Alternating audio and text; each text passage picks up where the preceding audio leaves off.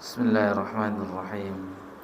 Assalamualaikum warahmatullahi wabarakatuh. Alhamdulillah ala ihsanih wa syukru lahu ala taufiqi wa imtinanih. Ashhadu an la ilaha illallah ta'zima li sya'nih wa ashhadu anna Muhammadan abduhu wa rasuluh ad-da'i ila ridwanih. Wassalatu wassalamu ala alihi wa ashabihi wa ikhwanihi. Ya ayyuhalladzina amanu taqullaha haqqa tuqatih wa la tamutunna illa wa antum muslimun. Amma ba'd.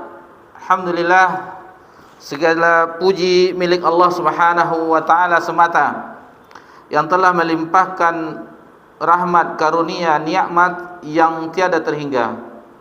Nikmat Allah Subhanahu wa taala senantiasa tercurahkan kepada seluruh makhluknya, bukan terkhusus hanya manusia saja, tetapi kepada seluruh makhluk Allah, baik itu yang ada di langit maupun yang berada di bumi dan di antara keduanya.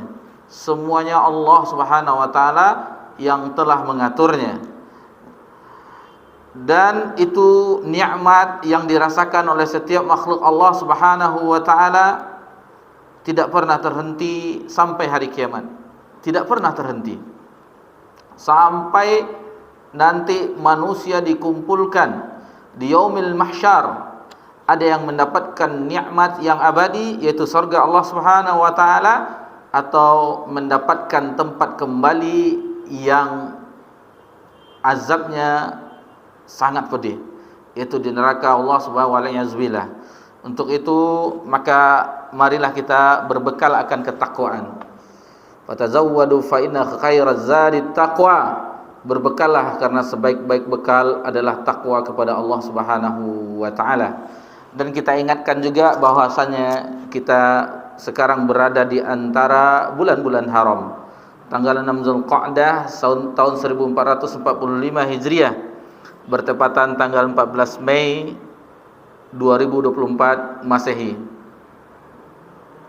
Kemudian salawat beriringkan salam kepada Nabi kita tercinta, Nabi Muhammad sallallahu alaihi wasallam.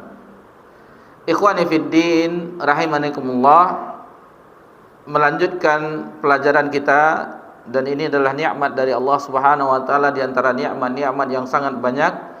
Setelah Allah Subhanahu wa taala mengizinkan kita, memberikan kita hidayah, kekuatan untuk melakukan ibadah salat maghrib berjamaah, menunggu waktu isya, kita bersabar sejenak di rumah Allah Subhanahu wa taala ini untuk mempelajari agama Allah Subhanahu wa taala, untuk mengingatkan diri kita agar kita tidak hanyut dengan gemerlapnya kehidupan dunia.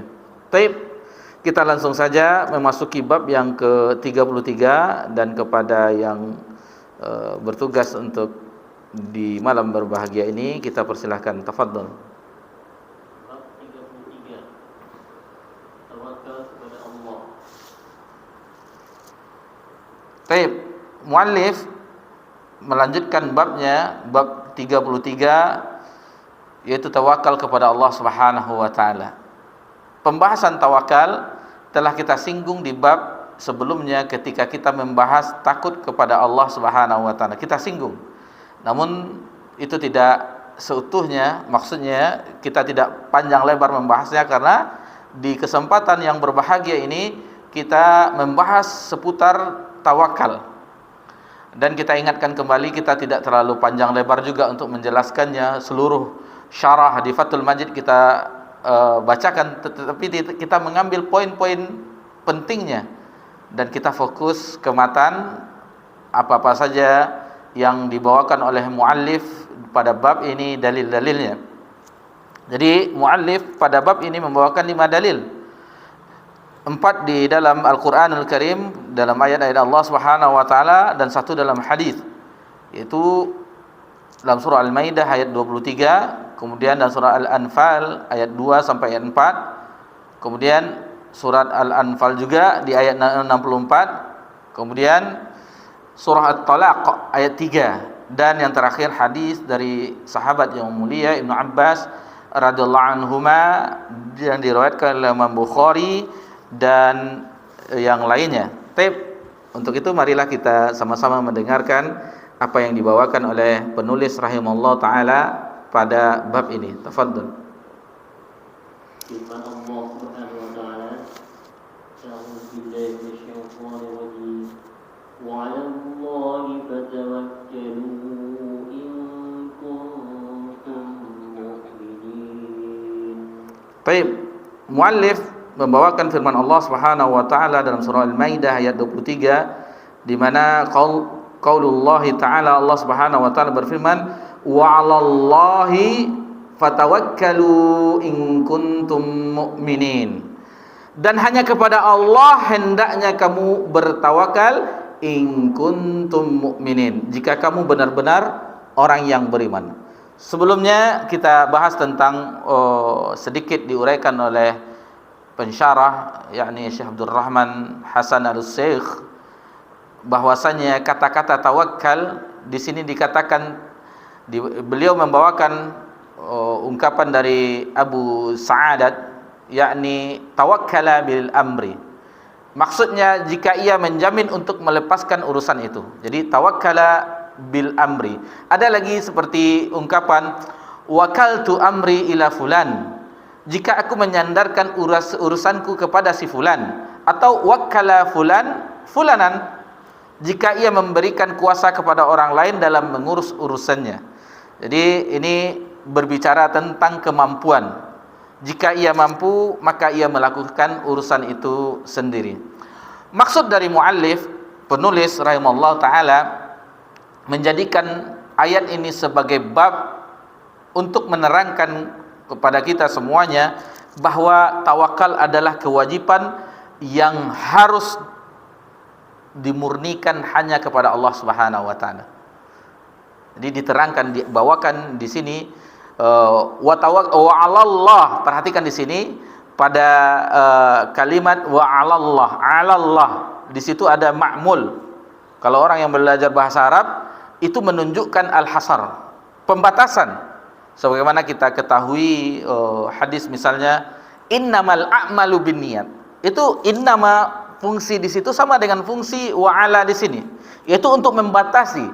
Sesungguhnya amalan itu tergantung pada niatnya. Allah Subhanahu wa taala berfirman di sini wa 'alallahi fatawakkalu in kuntum. Perhatikan wa 'alallah, ma'mul yang Allah tersebut didahului dengan 'alallah menunjukkan hasar, pembatasan. Jadi hanya kepada Allah sajalah, itu maksudnya. Dibatasi hanya Allah saja. Tidak boleh kepada yang lain bertawakal. Karena tawakal adalah bagian dari ibadah. Bagian dari ibadah, dan kita mengetahui bahwa ibadah itu hanya untuk Allah Subhanahu wa ta'ala. Jika seseorang bersandar segala urusannya, baik itu urusan agama, urusan dunia, maka dia hanya untuk Allah, murni untuk Allah Subhanahu wa taala, maka itulah yang benar keikhlasannya. Itulah keikhlasan yang benar, dan itulah hubungannya atau muamalahnya dengan Allah Subhanahu wa taala, muamalah yang ahli tauhid, orang yang mentauhidkan Allah Subhanahu wa taala. Jadi tawakal di sini termasuk sesuatu tingkatan yang teragung.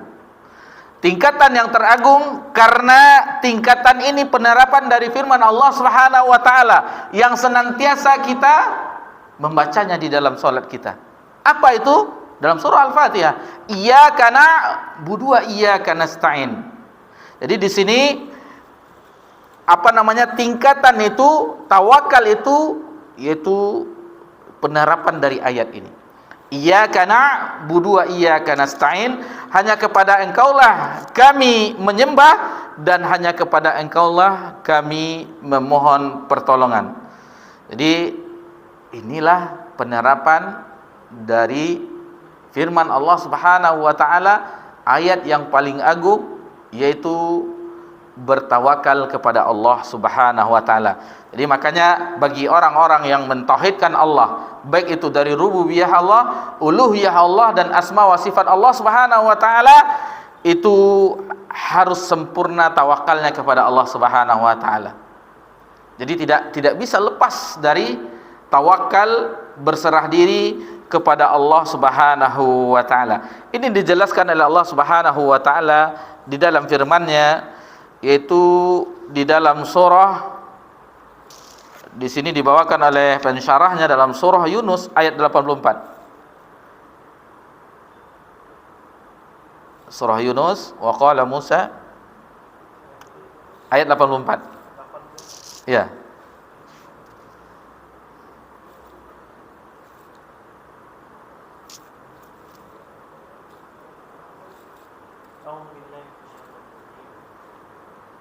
وقال موسى يا قوم إن كنتم آمنتم بالله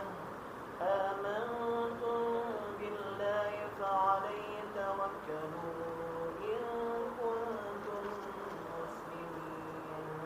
Berkata Musa, hai kaumku, jika kamu beriman kepada Allah, maka bertawakkallah padanya saja.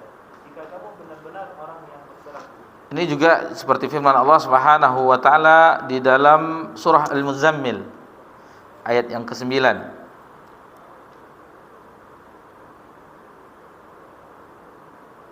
A'udzu billahi minasy syaithanir rajim. Rabbul masyriqi wal maghribi la ilaha illa huwa fattakhidhu wakila. Dialah Tuhan masyriq dan maghrib.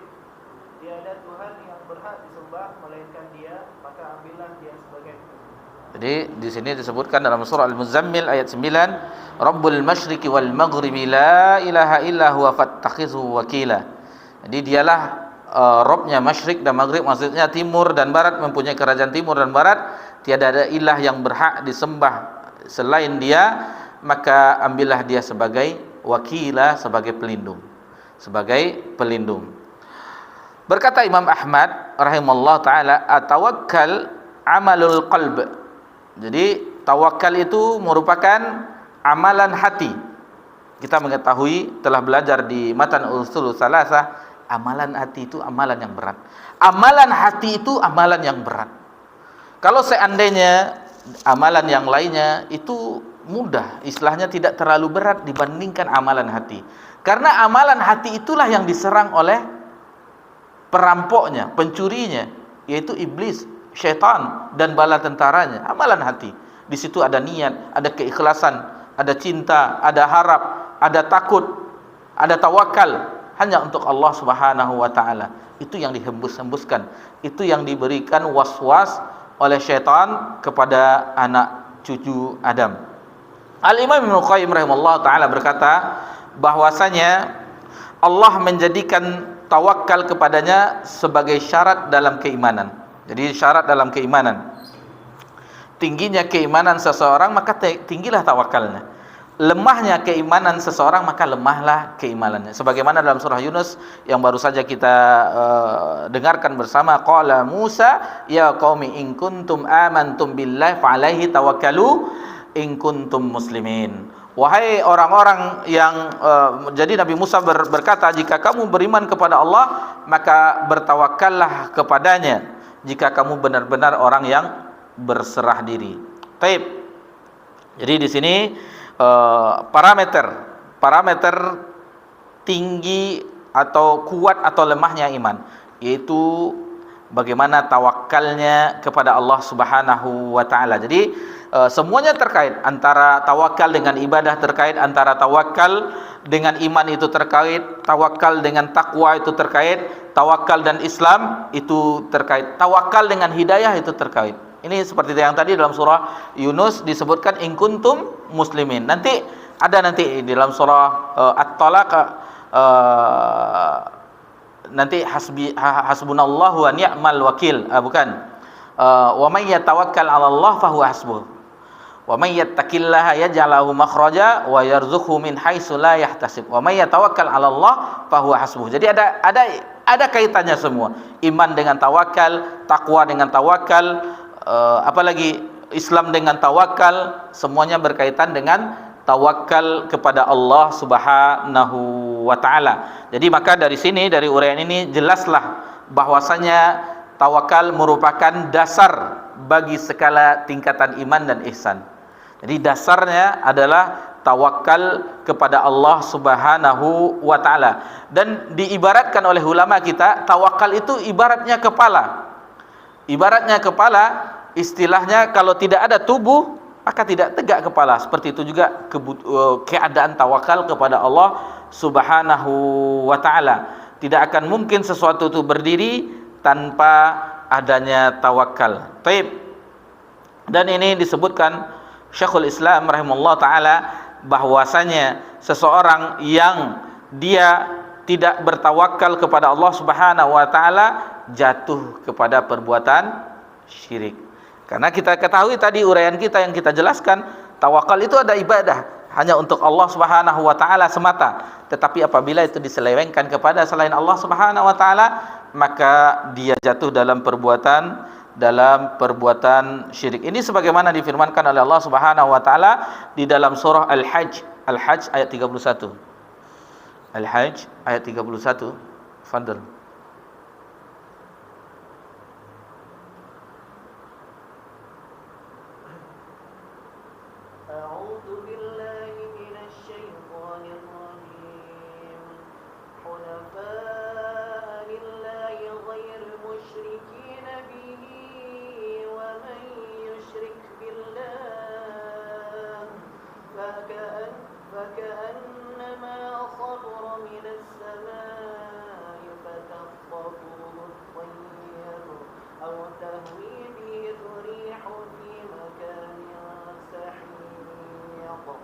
Dengan ikhlas kepada Allah, tidak mempersekutukan sesuatu dengan Dia.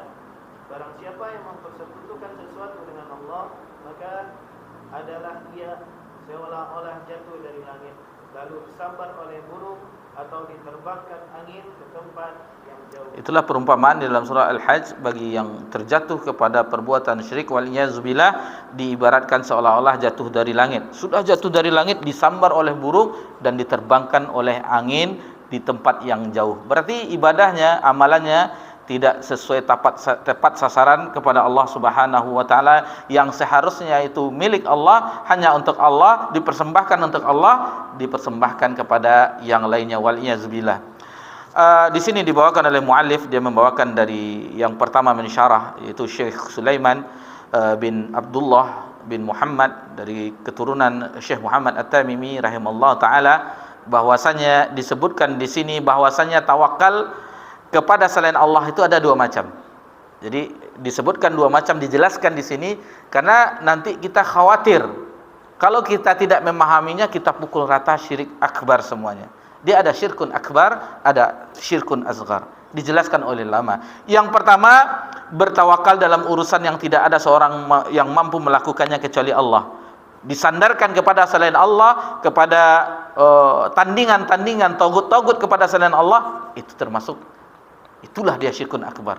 Itulah syirkun akbar. Akan tetapi jika yang kedua, tawakal dalam sebab-sebab yang zahir, seperti dia bersandar kepada pemimpin atau penguasa yang Allah berikan kemampuan untuk memenuhi kebutuhan atau mengatur perekonomian yang segala macamnya, tetapi dia bersandar dengan penguasa tersebut, ini termasuk syirkun asghar. Termasuk syirkun asghar. Jadi dia bersandar kepada nanti misalnya di keadaan di di ranah Minang yang ada bencana sekarang, mudah-mudahan Allah Subhanahu wa taala memberikan perlindungan, kesabaran, pahala yang besar terhadap mereka, dan seandainya mereka lari dari agama Allah, ajaran Allah, maka hendaknya mereka kembali, karena itu teguran bagi mereka. Maka apabila dia bersandar, nanti insyaallah akan ada bantuan dari pusat dan segala macamnya. Apabila dia sandarkan kepada itu, maka dia termasuk syirkun asghar. Tetapi dia sandarkan kepada Allah, Allah akan menolong kita, Allah tidak akan menyia-nyiakan kita, Allah sayang kepada kita. Ini adalah bentuk ujian dari Allah Subhanahu wa taala agar kita kembali kepada Allah Subhanahu wa taala. Itulah dia yang harus dimiliki oleh seorang hamba. Nanti ada Gebu Minang akan donasi banyak bantuan nanti. Ini mengalihkan tawakalnya kepada selain Allah Subhanahu wa taala. Seharusnya harus disandarkan hatinya, berserah dirinya kepada Allah Subhanahu wa taala. Taib. Kebersandaran ini diperbolehkan adalah memberi kepada sesuatu kepada orang lain yang kita wakilkan atau kita sandarkan yang orang itu mampu, dan ini telah kita bahas di pembahasan kita sebelumnya, dan terutama ketika kita mempelajari matan yang pertama al-usul tsalatsa, ada syarat-syaratnya, ada kemampuan, misalnya adanya orang itu mampu, orang itu tidak istilahnya tidak di tempat yang jauh, ada di depan kita. Kenapa kita katakan terkadang ada orang, apalagi di zaman sekarang, di teleponnya, tolong ini bantu saya ini dengan ilmu gaib, ditolong dari jauh. Itu tidak, yang masalah yang gaib itu seperti itu tidak dibolehkan di dalam agama yang telah diajarkan oleh Nabi kita tercinta sallallahu alaihi wasallam. Baik, kita lanjutkan, kita cukupkan untuk di dalam surah Al-Maidah ayat 23 sampai di situ pembahasannya. Kita masuk ke dalil berikutnya. Fadhil. Dalam surah Al-Anfal.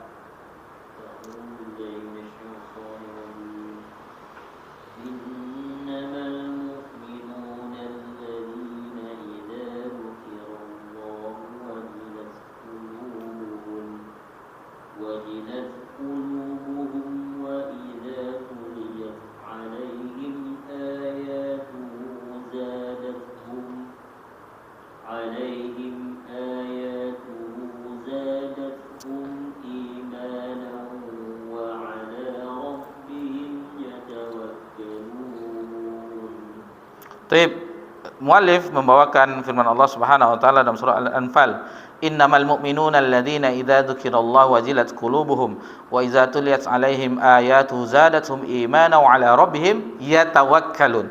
Jadi sesungguhnya orang-orang yang beriman itu adalah mereka idza dzukirallahu wajilat qulubuhum, apabila disebutkan nama Allah maka gemetarlah hatinya, wa idza tuliyat 'alaihim ayatuhu zadatuhum imanan wa 'ala rabbihim yatawakkalun. Dan apabila dibacakan kepada mereka ayat-ayat Allah Subhanahu wa taala, maka bertambahlah keimanan mereka dan hanya kepada Rabb-nya dia bertawakal. Ibnu Abbas radhiyallahu anhu berkata ketika menafsirkan ayat ini, jadi orang-orang munafikun, orang-orang yang munafik, tidak masuk dalam hatinya sedikit pun rasa mengingat Allah Subhanahu wa taala dalam melaksanakan kewajiban. Kalau dia sholat, kusala, malas. Kalau dia berjihad, cuman untuk melemahkan kaum muslimin, orang-orang beriman ketika itu. Kalau berzakat atau berinfak, kalau orang memberikan sesuatu yang banyak, maka orang-orang munafik, golongan munafik di Madinah ketika itu, maka mereka berkata, ini orang-orang yang ria. Apabila sedikit, dia akan berkata, Allah tidak butuh dengan yang seperti itu. Jadi semuanya serba salah oleh orang-orang munafik ketika di zaman itu, sebagaimana disebutkan oleh Ibnu Abbas. Dan begitu juga orang-orang munafik itu tidak bertawakal kepada Allah Subhanahu wa taala, sebagaimana di akhir ayat wa 'ala rabbihim yatawakkalun.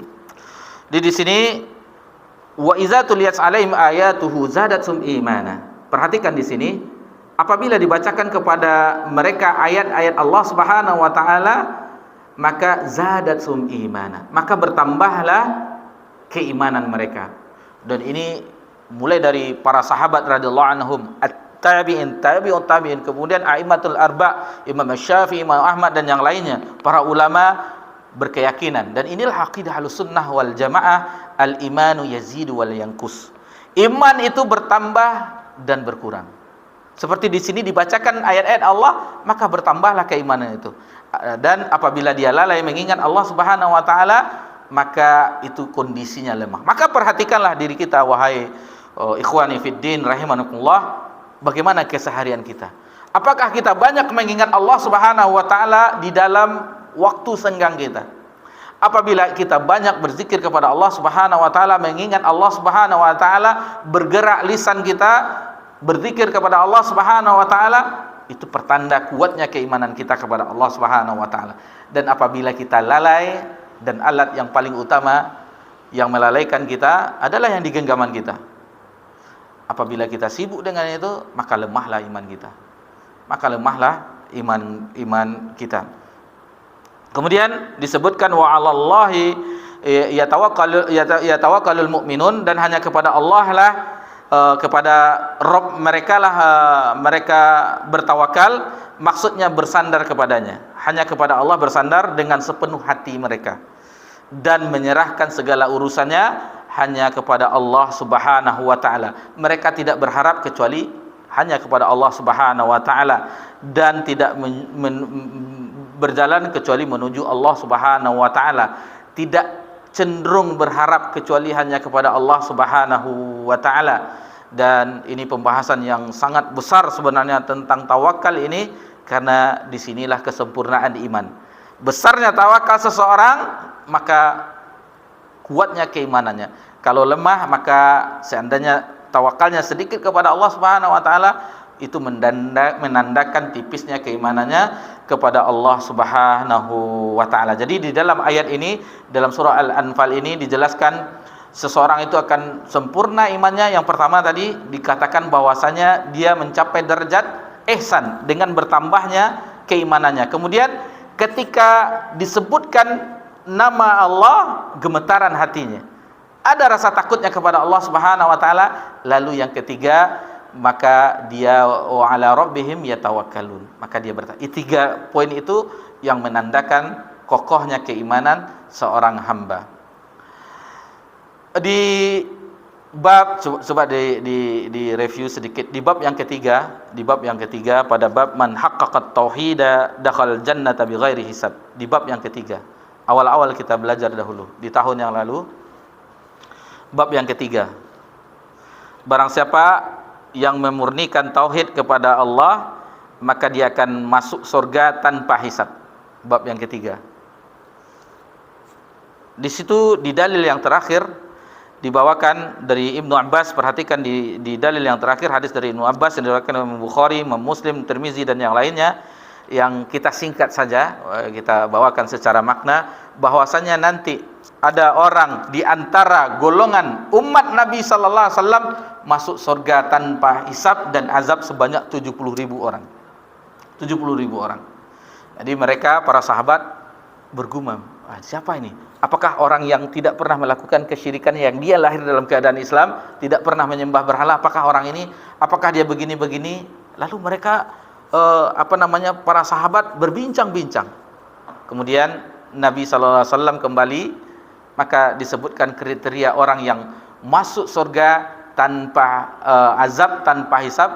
Disebutkan di sini bahwasanya, perhatikan pada yang tengahnya, bahwasanya humul ladina yastarqun, orang yang tidak minta diruqyah. Kemudian wala yaktawun, orang yang tidak berobat dengan kai. Kemudian wala yatatayyarun, orang yang tidak tatayur. Kemudian wa'ala rabbihim yatawakkalun, dan hanya kepada Rabbnya lah mereka bertawakal. Jadi empat ini syarat bagi orang yang ingin masuk surga tanpa hisab, tanpa azab, sebagaimana dikhabarkan oleh Nabi kita sallallahu alaihi wasallam, diriwayatkan Ibnu Abbas, terdapat dalam Sahih Bukhari, Sahih Muslim dan Imam Tirmizi, yaitu yang pertama tidak minta diruqyah, kemudian tidak berobat dengan kai, yang ketiga tidak tatoyur, yang keempat bertawakal kepada Allah Subhanahu wa taala.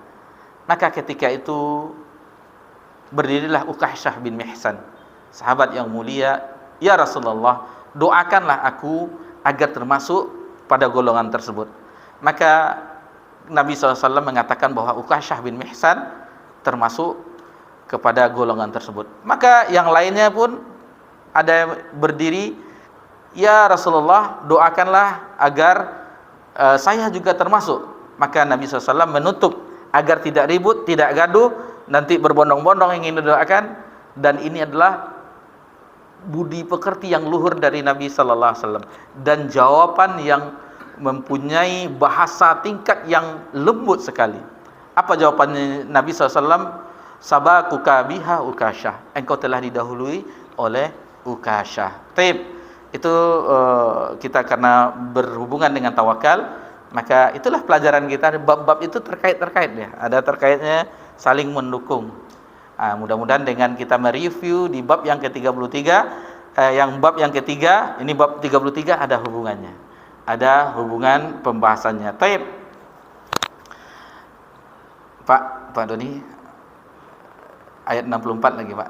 Al-Anfal ayat 64.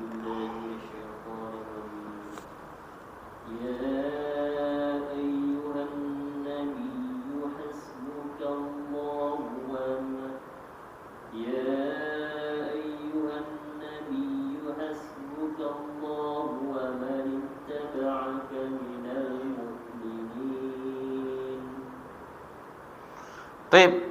Muallif membawakan firman Allah Subhanahu wa taala dalam surah Al-Anfal ayat 64, ya ayyuhan nabi, wahai nabi, hasbukallah, cukuplah Allah menjadi pelindungmu, wa manittabaka minal mu'minin, dan bagi orang-orang yang mengikuti. Al-Imam Ibnu Qayyim rahimahullah taala berkata, maksudnya hanya Allah sendiri yang mencukupkan. Perhatikan, di sini hasbukallah, hanya Allah saja yang mencukupkan. Dan orang-orang yang beriman itu hanya Allah saja. Jadi Allah Subhanahu wa taala di dalam firman-Nya ini tidak mengatakan hasbunallah wa rasuluh. Jadi tidak mengatakan Allah dan Rasulnya mencukupkan, tetapi ini adalah wewenang Allah Subhanahu wa taala Rabbuna azza wa jalla semata, kecuali tentang ilmu. Allahu wa rasuluhu a'lam. Jadi Allah tidak berfirman hasbunallah wa rasuluh, tetapi hanya Allah saja, hasbukallah saja. Jadi tidak ada wewenang Nabi sallallahu alaihi wasallam di situ. Hanya Allah semata. Jadi jelaslah bagi kita bahwasanya inilah kemurnian tauhid bagi orang yang bertawakal kepada Allah Subhanahu wa taala semata. Kemudian di sini ada orang apabila dia mengatakan bahwasanya Rasulullah juga ikut, maka ini adalah kesalahan fatal. Seperti nanti insyaallah di bab-bab berikutnya, ke atas kehendak Allah dan kehendakmu. Maka Nabi SAW meluruskan.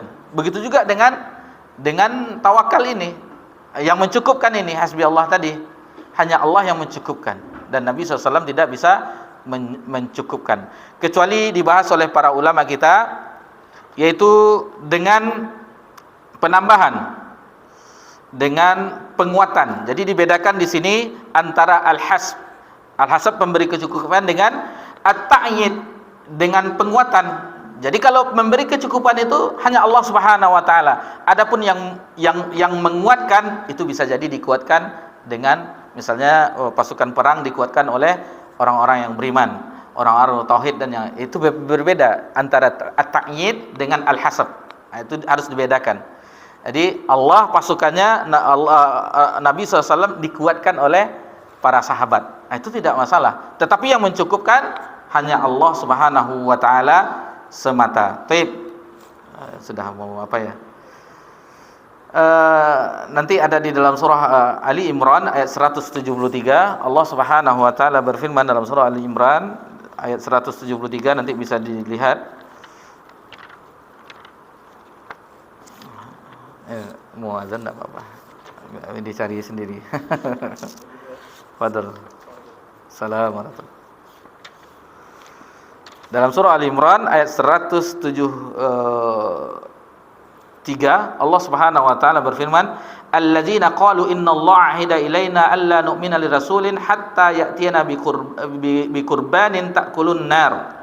Jadi di sini disebutkan yaitu orang-orang yang mentaati Allah dan Rasulnya. Kepada mereka ada orang-orang yang mengatakan sesungguhnya manusia telah mengumpulkan pasukan yang menyerang kamu. Oh bukan, yang 173 bukan itu, salah lihat. Afwan, salah lihat. 173 alladzina qaluna ya. Naam. Alladzi qala lahumun nasu innan nasa qad jama'u lakum fakhshawhum fazaduhum imana wa qalu hasbunallahu wa ni'mal wakil. Insyaallah masalah keterangan ini insyaallah ada hadisnya nanti yang akan menjelaskan pada bagian terakhir dari Ibnu Abbas. Kita tunda pembahasannya, nanti ada hadisnya yang dibawakan. Taib. Surah At-Talaq. Fadhil.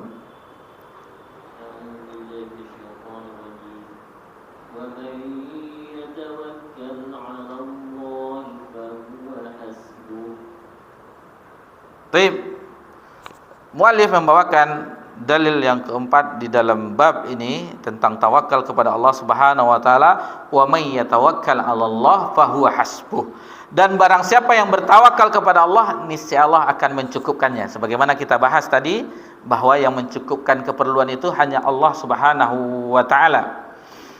Di sini dijelaskan oleh Imam Ibnu Qayyim rahimahullah taala bahwasanya barang siapa yang menjadikan Allah sebagai pencukupnya, pelindungnya, maka apapun dari bentuk musuh atau yang lainnya yang akan mencelakakannya, maka dia akan tidak merasakan apa-apa, tidak merasakan ketakutan, kecuali yang alami. Apa yang alami? Rasa dingin, rasa lapar, rasa haus, yang fitrah manusia. Tetapi rasa takut terhadap musuh yang akan menyerang, dia tidak akan takut. Nanti insya Allah akan dibahas pada hadis yang terakhir. Jadi di sini disebutkan bahwasanya, lihatlah, barang siapa yang bertawakal kepada Allah, Allah yang akan mencukup. Wa may yatawakkal 'ala Allah fahuwa hasbuh. Allah Subhanahu wa taala di sini dijelaskan oleh ulama kita mengatakan bahwa barang siapa yang bertawakal kepada Allah akan mendapatkan pahala ini, pahala itu, pahala 10 kali lipat atau 100 kali lipat atau 700 kali lipat, tidak. Tetapi Allah menyebutkan fahuwa hasbuh, Allah yang akan mencukupkan. Ini istimewanya tawakal. Kalau kita ketahui barang siapa yang beramal akan mendapatkan 10 kali lipat, akan mendapatkan pahala ini, akan mendapatkan ini. Barang siapa yang ini, maka seperti umroh bersama Nabi misalnya, orang yang umroh di bulan Ramadan. Barang siapa yang ini, maka dia akan mendapatkan ini. Barang siapa yang sholat sunat sebelum subuh, salat sunat fajar, maka khairun minad dunya wa ma fihima, lebih baik daripada dunia dan kan ada balasannya. Tetapi kalau untuk tawakal, fahuwa hasbuh, Allah yang mencukupkannya. Ini dari sini kalau kita gali sedikit dalil yang dibawakan oleh muallif, betapa agungnya amalan ini, tawakal kepada Allah Subhanahu wa taala, tergantungnya hati seseorang kepada Allah Subhanahu wa taala. Dan ini berat. Ini berat. Sebagaimana tadi kita sebutkan, yang contoh di awal tadi kita sebutkan, orang yang mendapat musibah saudara-saudari kita yang di ranah Minang, apabila dia mengatakan nanti akan ada bantuan dari pusat, akan ada orang yang berdonasi dan segala macamnya, maka itu dia bergantung kepada selain Allah Subhanahu wa taala. Seharusnya mereka, Allah akan melindungi kita, Allah akan memberikan jalan keluar, lalu disandarkannya, diperdekatkan dirinya kepada Allah Subhanahu wa taala. Itulah yang ibadah, itulah yang diinginkan oleh syariat, yaitu ketergantungan hati, kepasrahan hati kepada Allah Subhanahu wa taala. Ini contohnya terakhir di hadis Ibnu Abbas, insyaallah nanti. Dan tawakal itu ada sebabnya. Ada sebabnya. Seperti di ayat ini, sebab seseorang mendapatkan tawakal ada sebabnya, takwa. Wa may yattaqillaha yaj'al lahu makhraja wa yarzuqhu min haitsu la yahtasib. Wa may yatawakkal, baru ada wa may. Jadi dia bertakwa dulu, ada sebabnya. Ada riwayat yang kita ingat bahwasanya di zaman Nabi sallallahu alaihi wasallam ada sahabat yang berkendaraan onta, karena dulu kendaraan di zaman Nabi onta, bighal, peranakan kuda dengan keledai kuda dan segala macamnya. Itu kendaraan. Lalu dia ingin ke Masjid Nabawi, dilepasnya tanpa diikatnya. Jadi dilepasnya, lalu ditanyakan oleh Nabi SAW, dijawabnya bertawakal, tawakal kepada Allah Subhanahu wa taala. Jadi diserahkan kepada Allah Subhanahu wa taala. Bukan seperti itu tawakal, kata Nabi.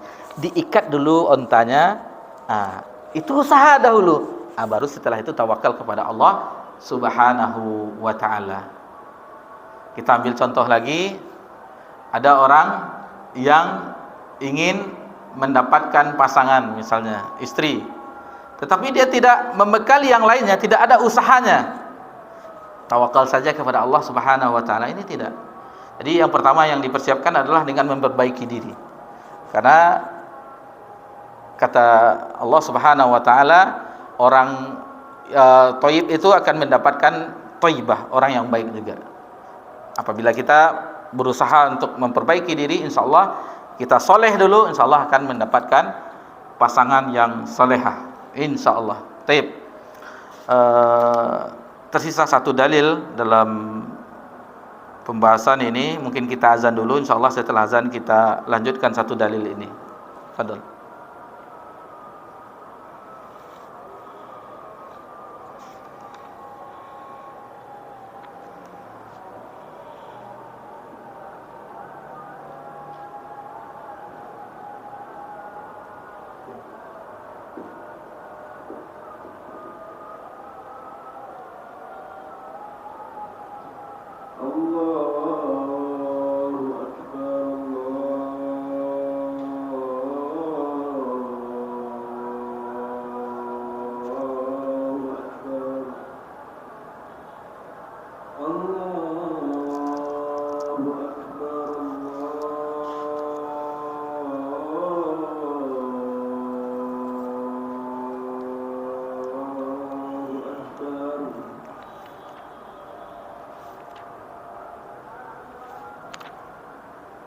أشهد أن لا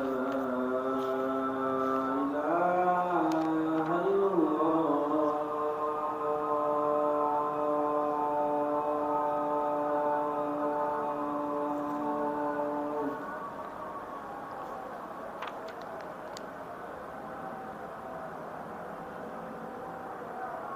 أشهد أن لا إله إلا الله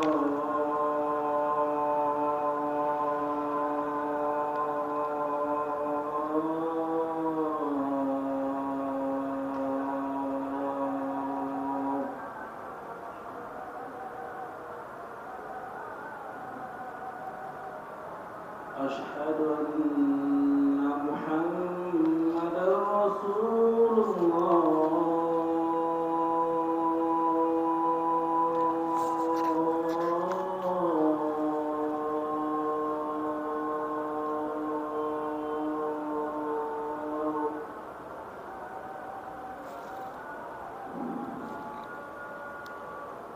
أشهد أن محمدا رسول الله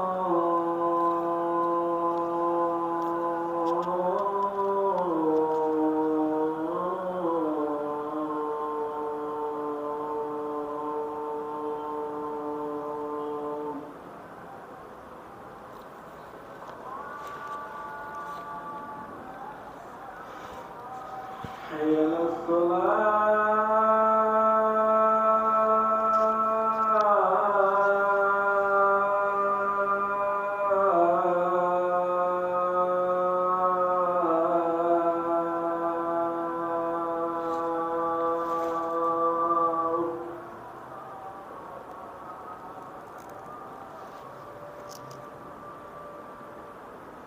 حي على الصلاة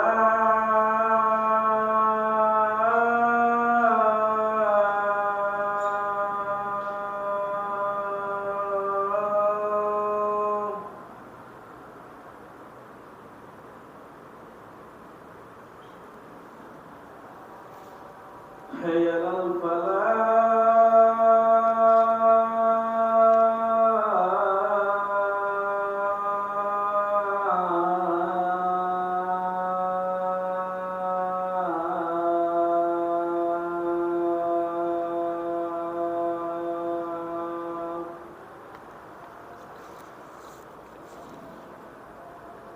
حي على الفلاح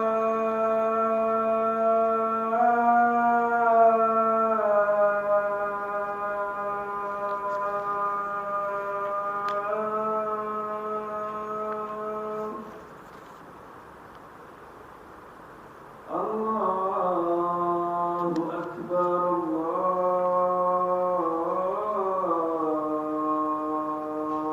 الله أكبر لا إله إلا الله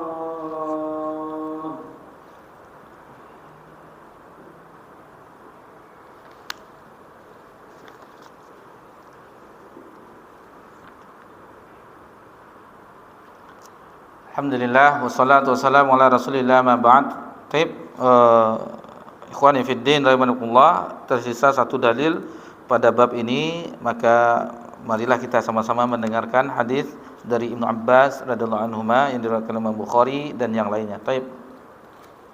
Bukhari dan An-Nasa'i meriwayatkan dari Ibnu Abbas radhiyallahu anhu, dia berkata, "Cukuplah Allah bagi kami dan Allah adalah sebaik-baik pelindung." Kalimat ini diucapkan Ibrahim alaihissalam ketika dicampakkan ke dalam api, dan diucapkan Muhammad SAW ketika mereka berkata kepadanya, "Sesungguhnya orang-orang Quraisy telah mengumpulkan pasukan untuk menyerang kamu. Karena itu takutlah kepada mereka." Tetapi perkata itu malah menambah keimanan mereka. Baik. Hasbunallah, cukuplah Allah bagi kami. Maksudnya yang mencukupi kami.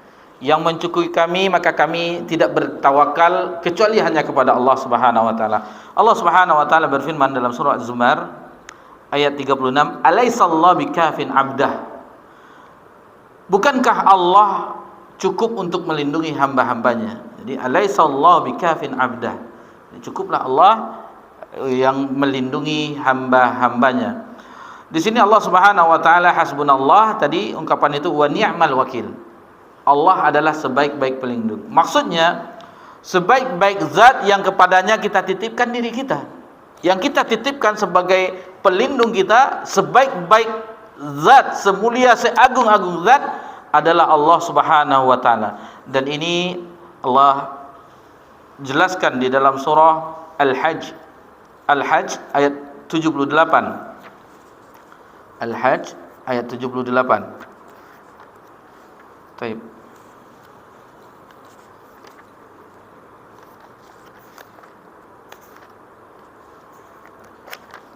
Al-Hajj 78.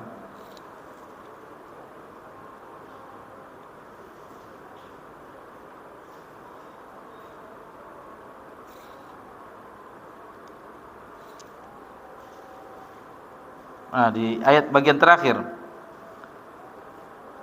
Bagian terakhir, wa aqimus shalah wa atuz zakah wa tasimu billahi wa huwa maulakum fa ni'mal maula wa ni'man nasir. Dan dialah pelindungmu, maka dialah sebaik-baik pelindung dan sebaik-baik penolong. Jadi Al-Imam Al-Qayyim rahimahullah taala berkata, hasbiyallah wa ni'mal wakil. Itu cukuplah Allah sebagai pelindung orang-orang yang bertawakal kepadanya dan pelindung orang-orang yang berlindung kepadanya, karena dialah Allah Subhanahu wa taala yang memberikan rasa aman kepada hambanya yang takut. Kemudian sebagai pelindung, pengayom bagi orang-orang yang bernaung kepadanya. Maka barang siapa yang menjadikan Allah sebagai pelindungnya, kemudian dia meminta tolong kepada Allah Subhanahu wa taala, kemudian dia bertawakal hanya kepada Allah Subhanahu wa taala, serta memurnikan segalanya kepada Allah Subhanahu wa taala, niscaya Allah akan menolongnya, Allah akan melindunginya, Allah akan memeliharanya, dan Allah akan menjaganya. Jadi barang siapa yang ada rasa takutnya, takwanya kepada Allah Subhanahu wa taala, Allah yang akan memberikan rasa aman, ketentraman, dan tidak ada yang dapat memberikan manfaat dan menolak mudarat kecuali hanya Allah Subhanahu wa taala. Di sini dibawakan oleh hadis ini dua orang hamba Allah. Dua orang hamba Allah, yaitu Nabi Ibrahim, kekasih Khalilullah Ibrahim alaihissalam, dan Nabi Muhammad sallallahu alaihi wasallam. Qala Ibrahim wa hinal uqya finnar. Jadi ketika Nabi Ibrahim dilemparkan ke dalam api, mari kita lihat dalam surah Al-Anbiya. Dalam surah Al-Anbiya ayat 21. Dalam surah Al-Anbiya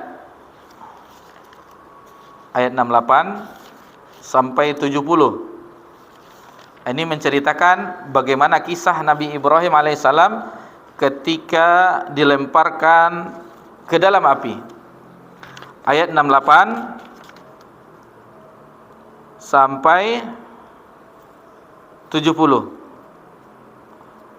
Jadi di sini qalu harriku wansuru alihatakum in kuntum fa'ilin. Nah, jadi disebutkan di sini mereka berkata, bakarlah dia dan bantulah Tuhan kamu jika kamu benar-benar hendak bertindak. Lalu disebutkan di sini qulna ya nuru kuni bardan wa salaman ala Ibrahim. Lalu Allah Subhanahu wa taala memerintahkan berfirman kepada api, hai api, ya naru kuni bardan. Bardan istilahnya dingin, barid.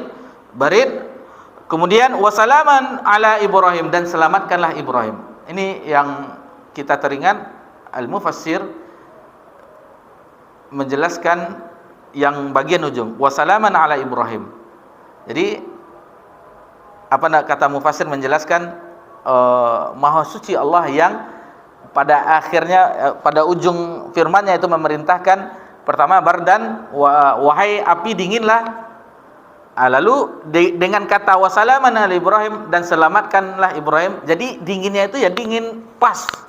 Seandainya tidak ada ungkapan Allah berfirman memerintahkan kepada api wasalaman ala Ibrahim, otomatis bisa dinginnya itu beku. Jadi wahai api, qulna ya naru kuni barda, wahai api dinginlah. Jadi ada ujungnya wasalaman ala Ibrahim, dan selamatkanlah Ibrahim. Jadi dingin yang menyelamatkan, yang tidak dibakar. Api tadi tidak membakar, jadi dingin dia. Seandainya tidak ada, kata ulama mufassir menjelaskan, kalau seandainya Allah tidak memerintahkan wasalaman ala Ibrahim dan selamatkanlah Ibrahim, maka dia akan dinginnya lebih lagi, bisa jadi beku, dan itu tidak menyelamatkan Nabi Ibrahim alaihissalam. Taib, itu yang dijelaskan oleh ulama tafsir.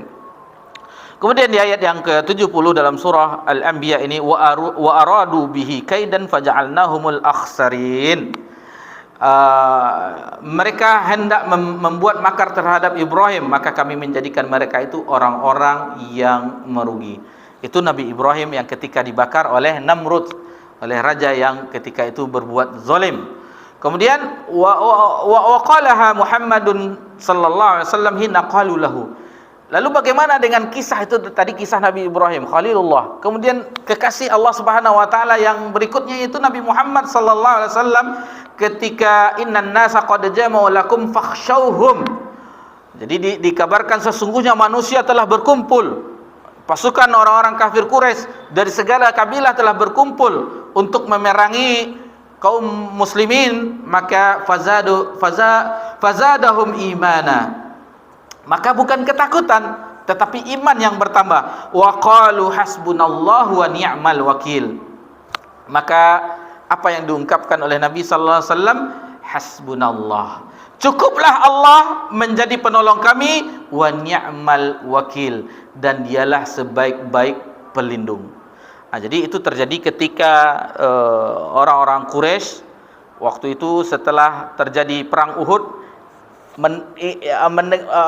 ingin kembali lagi, ingin menghabiskan, kan waktu itu posisi kaum muslimin terpojok. Bahkan Nabi SAW menderita, ada giginya yang patah, berdarah Nabi SAW, dan banyak para sahabat yang menjadi syuhada Uhud, sekitar 73 lebih kurang. Dan bagi orang yang menunaikan ibadah haji atau umrah, maka ada Siti Tur pergi ke Uhud melihat syuhada Uhud.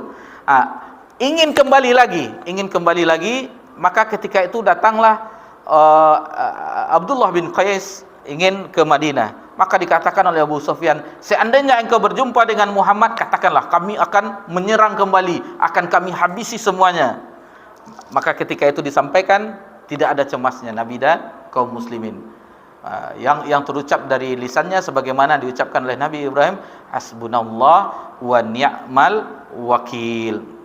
Jadi dari dua kisah ini perhatikanlah, ini kalimat yang agung, hasbunallah wa ni'mal wakil.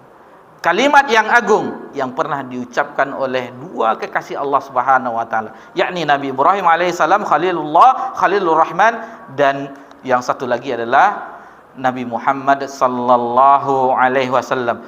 Di dalam hadis, wajah fil hadis, idza waqa'tum fil amril azim, jika kamu dalam kesulitan yang sangat agung, maka ucapkanlah ini, hasbunallah wa ni'mal wakil. Cukuplah Allah bagiku sebagai pelindung, dan dia adalah sebaik-baik pelindung. Inilah yang bisa kita pelajari di malam ini tentang tawakal terhadap Allah Subhanahu wa taala.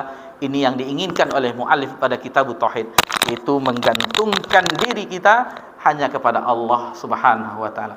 Itulah murninya tauhid seseorang. Dan insyaallah sebelum kita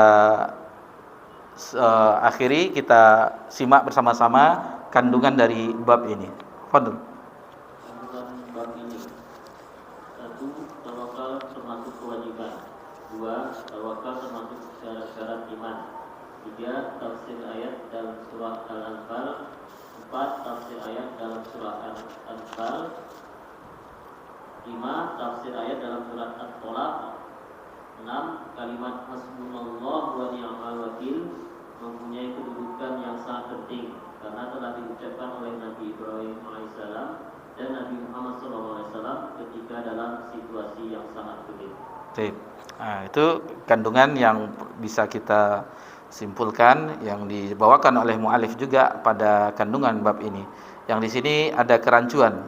Yang poin nomor 3 ke 4. Tafsiran ayat dalam surah Al-Anfal tidak dibuatnya. Ayat berapanya? 24. Kemudian akhir dari dalam surah Al-Anfal tidak dibuatnya ayatnya. Di sini padahal di atas ada ayat kedua keempat dan yang kedua adalah ayat ke-64. Jadi untuk boleh. Itulah kita membahas, ada yang salah kita koreksi. Sah-sah saja, ilmiah. Karena dia tidak mencantumkan ayatnya. Dan itu pernah kita alami di kajian Sahih Muslim dan kajian Sahih Bukhari. Seandainya ada kesalahan dalam penerbit di dalam menerjemahkan atau lompat-lompat nasnya, maka ketika itu Ustadz kita, Dr. Asri Rahman Azai menulis surat ke penerbit bahwa ini salah. Koreksian terhadap penerbit karena adanya kesalahan.